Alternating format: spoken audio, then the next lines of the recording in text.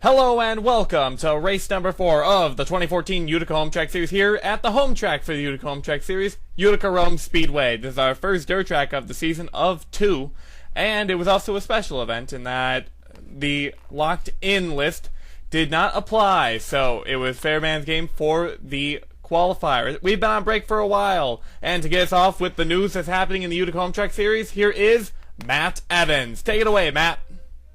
Thanks. The Utica-Rome Series is back after a long delay. The delay was caused by a lawsuit by the United Hygienists of Toronto and Sudbury over usage of the abbreviation UHTS. The opposing party was crushed, and the series is back underway.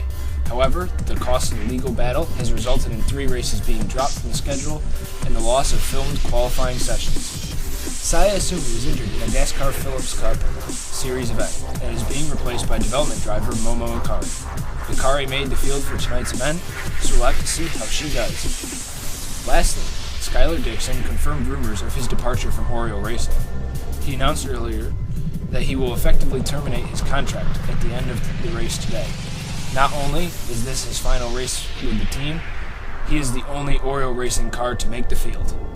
That's what's going on in the Utica-Rome Series. Now let's go racing!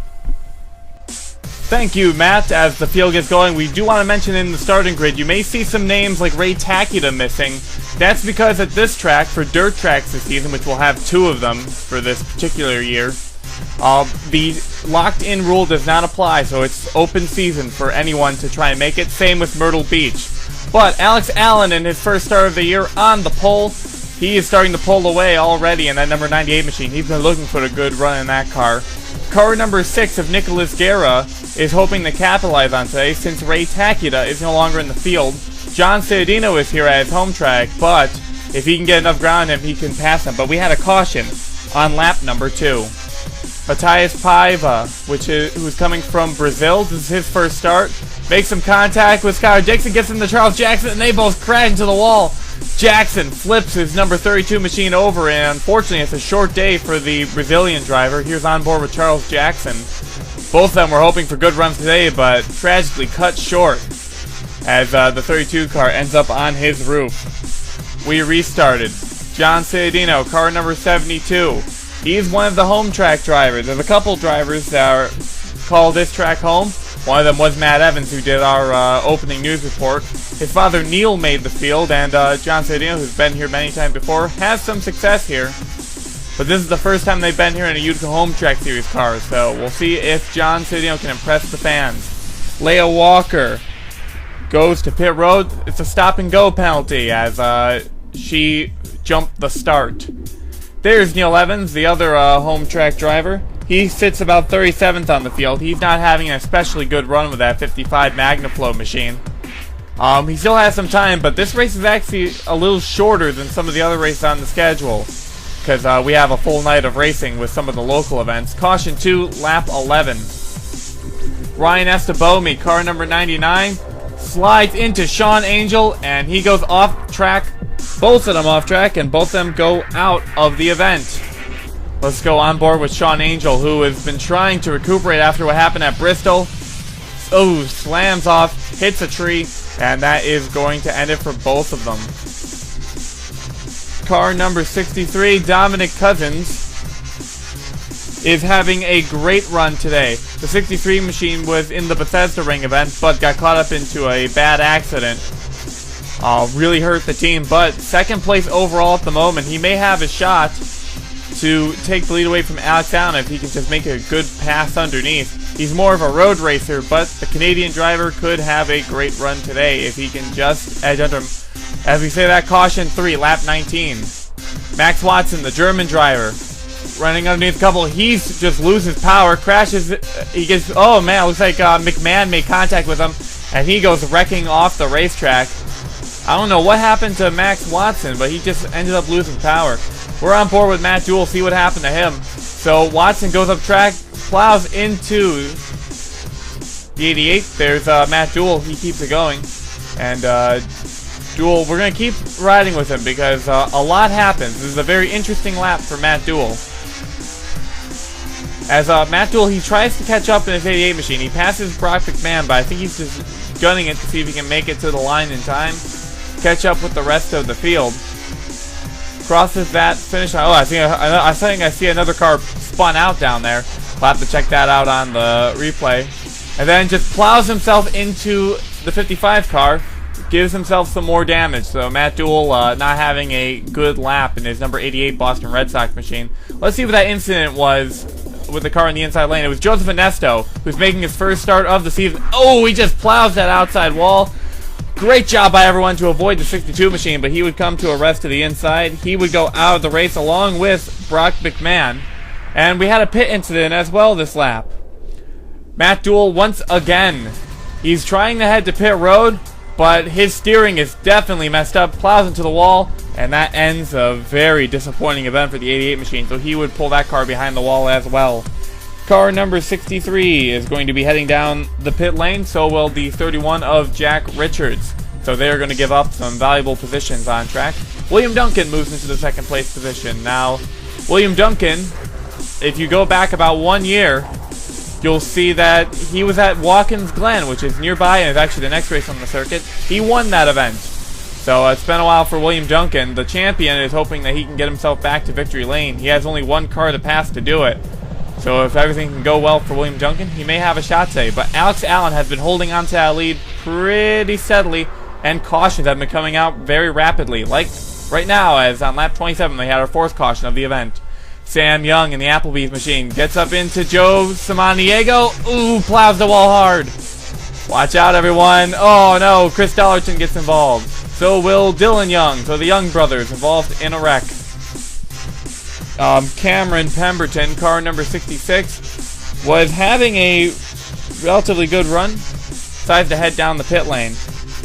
I do want to mention from that last wreck that car number 37 went out of the event.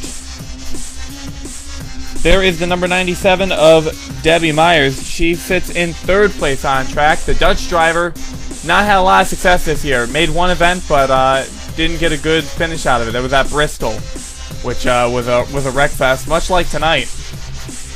Debbie Myers hoping to help the Piet Motorsports team out, get him to a successful finish with her number 97 machine. He's trying to pass Nicholas Guerra. Looks like she might be able to do it going into the turn. So Myers could have a car to beat. As wait a second, she slows up. Oh, she's going down pit road. They're claiming that they have a tire down, so easy come, easy go. We had an incident with Brandon Bain in the 01 car. A lap later, gets into Chris Washer. Both cars far off the racetrack and into pit lane. He decides actually, might as well back up into a pit stall. I don't know what he was doing over there, but no caution was brought out for that. Zach Sasser, car number 59, having a great run. He's the teammate car to Joseph Ernesto, running an old ARCA machine that they put together in the past. They've stenciled the number 59 on it, and despite this car being not the most pristine vehicle on track, he is having a great top 10 effort. So Zach Sasser could be looking at a good points-paying position in what would be his first start of the season. This is his second attempt, though. He attempted the Rockingham race, but unfortunately did not make the show. Dylan Young, car number 50, has some problems in the Outback machine. The engine's going to go on that machine, and he will go out of the race. So, disappointing run for Dylan Young as that car slides going into pit road. He will go out of the race, and we also have to mention that Dominic Cousins went out of the race as well, as we had another caution on track. Sonacors gets run into by Momo Akari, and both of them go off the racetrack. Did the 11 car... Yeah, car number 11 of Momo Akari went over.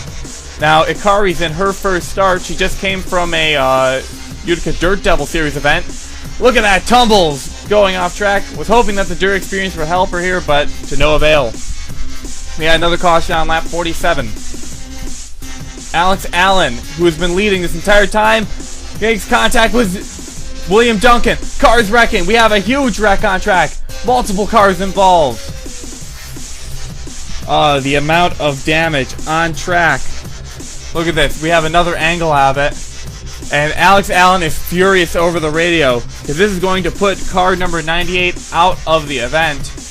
And it's all due to contact with the 83 machine. Here's another angle of another wreck that happened along with it. Joe Samaniego. Henry Nova. I believe that was Cecil Brooks who went flying off the racetrack. This will put William Duncan in the lead, and we had so many cars go out of that. Only about 19 vehicles on track at the time of that caution. So, well, sorry, only 19 cars left on track right now since everyone else fell victim to that incident. We had another caution on lap 54. Brian Judge, car number 3, gets into the wall, has some trouble, gets plowed into by James Silverfox, and I don't know what happened there. I think he got caught on the door. That was a very odd way to wreck. Incident lap 54. Neil Evans gonna have some trouble. He tries to go to pit road, takes Max Watson off with him, and both of them are gonna go crashing into the pit lane. So that would end Neil Evans' day. Silverfox and Judge will also go out of the event. Watson would be able to continue. However, that caution led us to the end of the race. We would not get back green flag racing, which would mean that car number 83, William Duncan, after 1 year of going winless, will finally head back to victory lane here at the Utica-Rome Speedway. So he's good at tracks in New York. Since the last time he was in New York, he went to victory lane. So congratulations to William Duncan. This could be an opportunity for him to run for the championship this year as well. So I wouldn't count William Duncan out of it. He has a great opportunity to do so. Let's take a look at these race results. William Duncan is your race winner. Nicholas Guerra following close second with a great finish. Zach Sasser was your rookie of the race, followed by John Cittadino. E.G. Robinson, we didn't talk about too much, but had a great run. Beatty, Richards, Michaels, Walker, and Bryan all having great races today. Dollarton and Pemberton were the last cars in the lead lap. Austin was a lap off the pace. Watson fell 2 laps down along with Debbie Myers. Chris Washer was 3 laps off the pace. They were the last cars that finished. Only 16 cars on track at the end of this event as everyone else went out of the race. A couple of notable drivers like Chris Aurelio, who was up in the top 10. He's going to have a heavy hit to his points run. He was just barely clawing onto that top 10. As we take a look a little further back, we saw Zachary Fitzwater there in the previous slide. He's making his first start. As more drivers that had a lot of trouble today going back to the 40th place position. Dominic Cousins actually got a disqualification. I'm not exactly sure what the reason for that was, but that's why he was not on track anymore. Matthias Paiva and Charles Jackson rounding out the field. Let's take a look at your top 20 in points. The top 10 will be locked into next week's race at Watkins Glen. You see Nicholas Guerra on top of the standings, 10 points over John Cittadino. Takeda drops to 3rd. Michael Aurelio just rounds out that top 10. As we take a look at 11th through 20th, people knocking on the door. William Duncan, close but no cigar. If only he got the laps led bonus. So actually, I don't think that would have helped him either, because that would only be 1 bonus point. You see a lot of good drivers up in the top 20. Here's your Rookie of the Year standings. Chris Dollarton on top of that. Henry Nova's been giving him a good challenge. Joe Samaniego in 3rd. He's the highest placing of rookies that have won a race this season. And that is your standing. So next week we'll be going to the Watkins Glen International Speedway for a road course racing. It should be a fun event. And hopefully we won't have the same casualty count as we did today, as 16 drivers finishing a race is pretty rough. So thank you for watching, and we will see you next time.